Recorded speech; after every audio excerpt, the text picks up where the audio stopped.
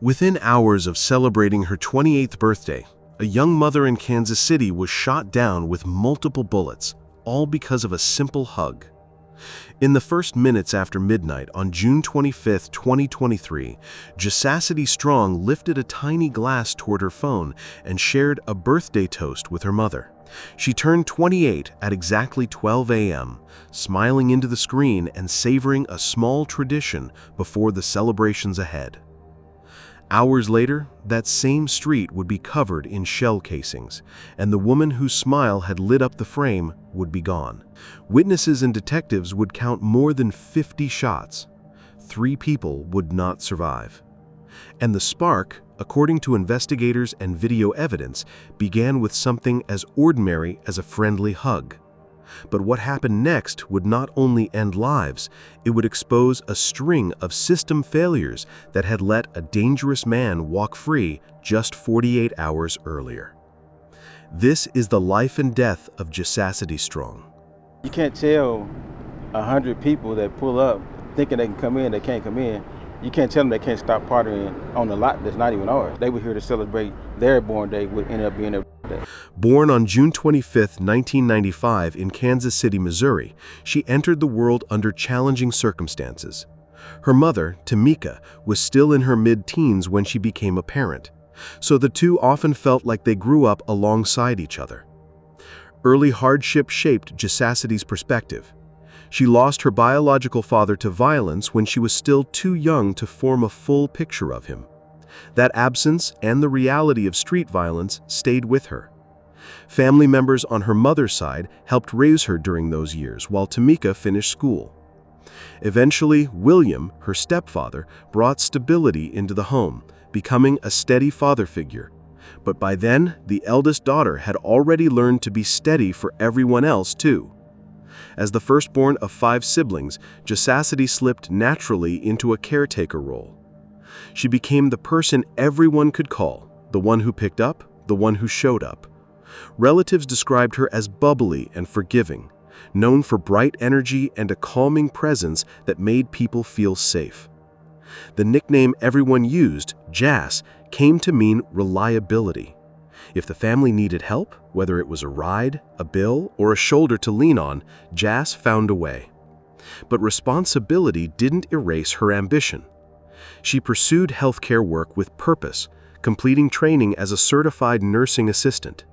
That wasn't just about a paycheck. Experiences with elderly relatives had shown her how vulnerable patients could be in busy facilities. She wanted to be the kind of caregiver who noticed when someone needed an extra 10 minutes of conversation or a familiar song to ease a difficult procedure. Colleagues described her as the teammate who took an extra shift when someone else couldn't make it, and the caregiver who stayed past clock out if a resident was anxious. Meanwhile, she had a plan: becoming a registered nurse.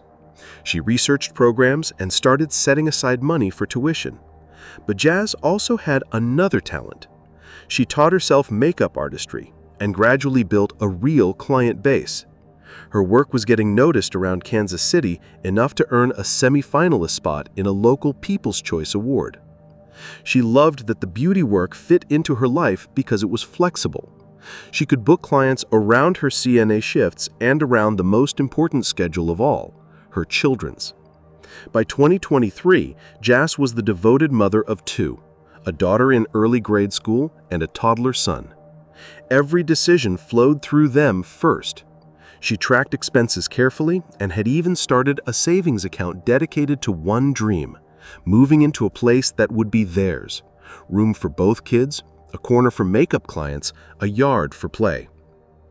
She kept her social life simple and scheduled. Nights out happened only when childcare was confirmed with Tamika or another trusted family member. Cause this is my birthday, bitch, and I am 28. I will smack a big bitch. What that bitch wanna do, I I'll send you right to the Lord. She fine.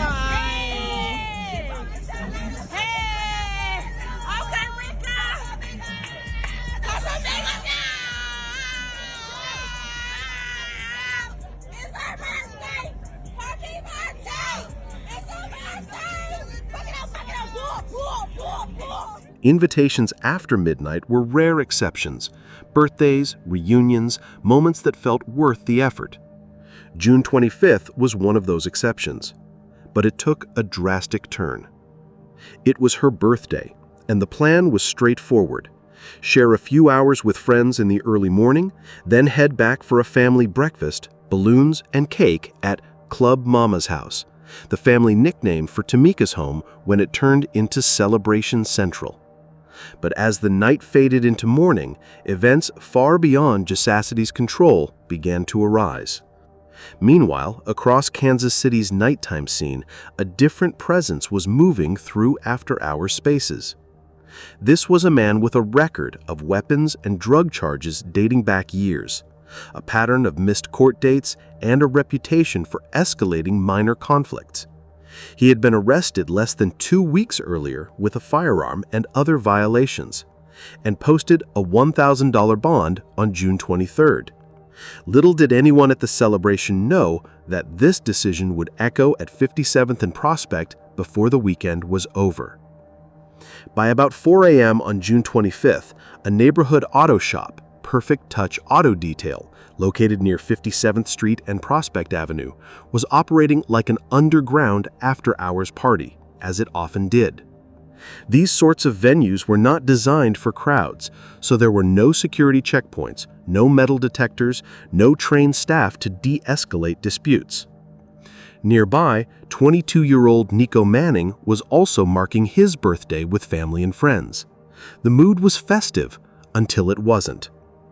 Around 4:30 a.m., a brief interaction near the entrance changed everything. Investigators would later describe this moment in simple terms.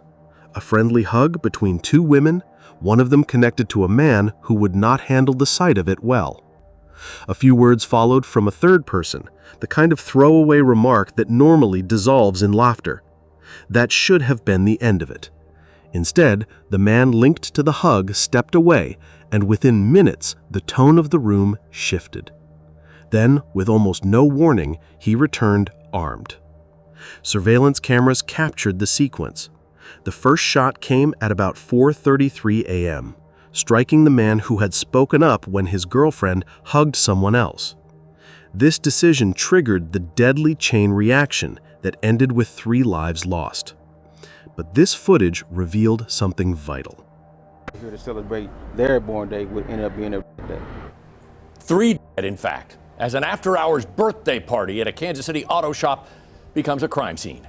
New tonight, police released the names of 3 victims early Sunday morning. I'm John Holt. I'm Lauren. Halifax. 6 others were shot. This happened on 57th and Prospect. And in a Fox 4 follow-up now, Tia Johnson joins us live after speaking with the shop owner, who's also a family member of 2 victims. Tia? Yeah, Lauren, to give you guys an idea of how many shots were fired, the bullet holes in this fence are labeled with letters. They go from A to Y. This one is I. That's over 20 bullets. And the shop owner here says the night was not supposed to end like this. And it's not fair. Not fair that a family is mourning the loss of 2 family members. They were here to celebrate their born day would end up being their birthday. Nate Gatson says he always hosts private events at his shop, Perfect Touch, off 57th and Prospect. Saturday night, he was hosting a birthday party for Camden Brown, Nico Manning, and a family friend, Jassity Strong. I done did graduation parties, I done did wedding after party, I done did repasses, I done did all kind of stuff. But this one ended differently.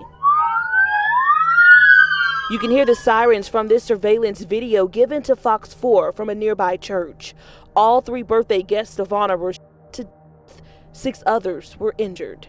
Gatson claims the shooting happened across the street and the victims were caught in the crossfire. You can't tell 100 people that pull up thinking they can come in, they can't come in. You can't tell them they can't stop partying on a lot that's not even ours. He says people blame his business for the incident, but it's not his fault. It's so close together, riding past, I would think it would be at my establishment too, but it's clearly not. And working for you, I reached out to KCPD to see how many times they've responded to this shop this year. I was told only one time. The shop owner says moving forward, he won't have any more events here. John. Investigators now had a face. They had clear, frame-by-frame video evidence of the man who had escalated a simple social interaction into mass bloodshed. But he didn't know that investigators already had clear footage showing him firing the first shots. They also had ballistics evidence and eyewitness testimony tying him directly to the murders. But instead of the mothership lock, this break came from the hospital. Among the injured was a woman struck in the hip as she tried to run. Despite her pain, she was coherent enough to tell detectives she knew the shooter. His name was Kevin Green, a familiar figure around Kansas City's nightlife scene. She described him as quick to anger, often armed, and someone she had seen causing problems before. Her account matched the surveillance footage perfectly. Other survivors gave consistent statements, describing the same man in the white shirt who stormed off only to return with a gun. Some had seen him at after-hours clubs before, others mentioned his reputation for violence. For detectives, the pieces were falling into place. Kevin Green already had a long criminal record. Since 2019, he had faced charges ranging from drug possession to unlawful weapon use. Inside his vehicle, police had found an illegal firearm. Yet despite his violent record and repeated violations, the court set his bond at just $1,000. He posted it on June 23rd, 2 days before Jassity was killed. This detail sent shockwaves through the community when it became public. The question was obvious. How could someone with such a record walk free on such a minimal bond, only to commit mass murder days later? By midday, word spread to Kansas City area hospitals. Police notified staff to report anyone seeking treatment for gunshot wounds matching Green's description. And sure enough, he fell right in the lap of the police. At around noon, he showed up at a local hospital with an injury to his hand. Officers quietly moved in. Within hours of the massacre, Green was under arrest, shackled to a hospital bed as detectives prepared charges. Even then, his response was telling. Green immediately tried to paint himself as a victim, insisting he had been caught in crossfire rather than starting it. He claimed he was just outside when other people began shooting and that he had been accidentally wounded. But what he didn't know was that investigators already had clear footage showing him firing the first shots. They also had ballistics evidence and eyewitness testimony tying him directly to the murders. But Gurskin's charges were upgraded to include 2 counts of second-degree murder, 1 count of felony murder, and multiple counts of armed criminal action. The felony murder rule was especially significant. Under Missouri law, anyone who initiates a dangerous felony resulting in death can be held responsible for every fatality, even if they didn't fire the bullet that caused it. Prosecutors made it clear. Green had set the massacre in motion. He would be held accountable for every life lost that night. The speed of the arrest brought some measure of relief to grieving families, but it also reignited anger about the failures that allowed him to be free in the first place. Just 2 days earlier, Green had walked out of jail on a bond smaller than many traffic fines. Now 3 families were planning funerals. The case drew intense media coverage across Missouri. Reporters highlighted not just the tragedy itself, but the systemic flaws it exposed. Bond reform, unregulated after-hours clubs, and the easy availability of firearms all became part of the public conversation. For Jassity's mother, Tamika, none of it could bring her daughter back. But she wanted accountability, both for the man who pulled the trigger and for the system that let him walk free to do it. Losing a child that you gave birth to, your first child, your first love. That's the worst pain you can go through. 3 people killed and 5 others hurt. An overnight shooting at 57th and Prospect inches us closer to reaching 100 homicides so far this year in Kansas City, Missouri. I shouldn't have to be scared for my children to go out and have fun because they don't bother nobody. Tamika Jenkins sits in her front yard, surrounded by family, but missing a piece of herself. I'm heartbroken. My heart is shattered. My insides are hollow. I don't care about nothing. Detectives continued collecting evidence in the weeks that followed. Ballistic testing confirmed that multiple weapons were used during the exchange of gunfire, but that Green had fired the first shots. Witnesses who survived recounted the horror of being trapped in the crowded shop as bullets flew, and the woman shot in the hip, who had been named Green, became a key witness in the prosecution's case. By the time prosecutors finished their review, the case against Green was airtight.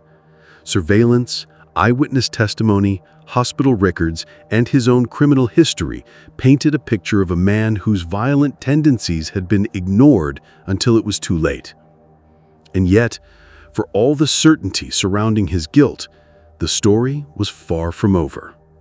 When Kevin Green was first brought before a judge, he stood as a man with an extensive history of violence and a fresh trail of devastation. Prosecutors made their position clear. This wasn't a random incident. This was the predictable outcome of a repeat offender who had been released when he should not have been.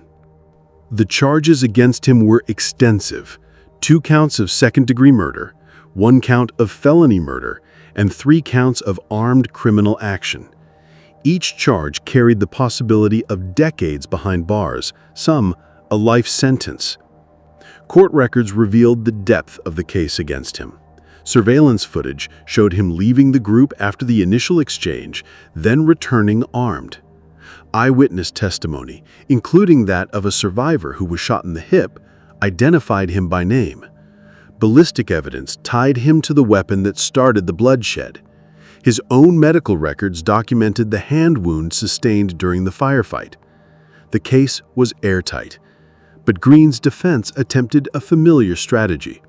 They painted him as someone caught in crossfire, insisting he had fired in self-defense after others began shooting. They pointed to the chaotic nature of the scene, the multiple shooters involved, and the sheer number of bullets fired as reasons to doubt his direct responsibility. Yet the surveillance footage left little room for ambiguity. Jurors could see the sequence for themselves: the confrontation, the retreat, the return with a gun, and the first shot fired, all captured in clear detail. This defendant is being charged with all of the events of that evening, whether or not he fired the fatal shot or not. He is the individual that set off this chain event. Green wasn't a bystander caught in chaos. He was the man who triggered it. In April 2024, after less than 2 hours of deliberation, the jury returned a guilty verdict on all major counts. The swiftness of their decision reflected the overwhelming strength of the evidence. When sentencing came, the courtroom was filled with both grief and anger. The judge imposed the only sentence the law allowed for felony murder in Missouri: life in prison without the possibility of parole. For the families, it was a measure of justice, though it could never replace what they had lost. Jassity's father, Thomas, addressed the court during victim impact statements. He described her daughter as the backbone of the family, a young mother and artist who had built her life against all odds.